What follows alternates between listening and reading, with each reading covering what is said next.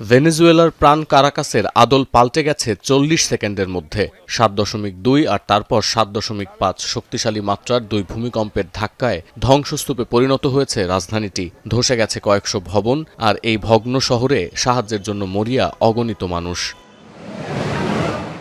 আতঙ্কে এখনো স্বাভাবিক হতে পারছে না প্রত্যক্ষদর্শীরা। প্যানিক অ্যাটাক নিয়ে হাসপাতালে ভর্তি অনেকে, আর যাদের স্বজনের খোঁজ পাওয়া যাচ্ছে না তাদের জন্য নরক নেমে এসেছে চোখের পলকে।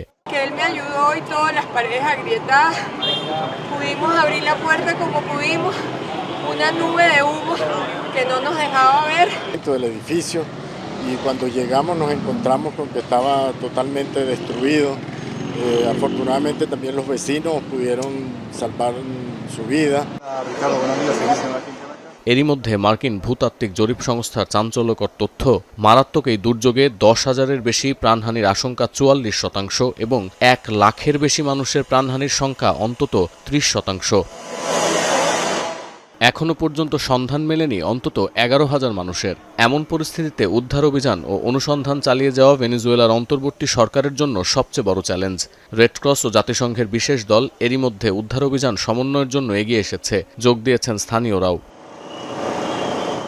কারাকাস সহ বেশ কিছু এলাকায় গ্যাস সরবরাহ এখনও বন্ধ আছে। বিদ্যুৎবিহীন অবস্থায় বহু মানুষ। বন্ধ কারাকাস আন্তর্জাতিক বিমানবন্দর। দেশজুড়ে জারি হয়েছে জরুরি অবস্থা। অন্তর্বর্তী প্রেসিডেন্ট দেলসি রদ্রিগেজ জানিয়েছেন, ট্রেন ও মেট্রো পরিষেবা আপাতত বন্ধ থাকবে। এই সপ্তাহের বাকি দিনগুলোর জন্য স্থগিত থাকবে শিক্ষা প্রতিষ্ঠানের ক্লাসও।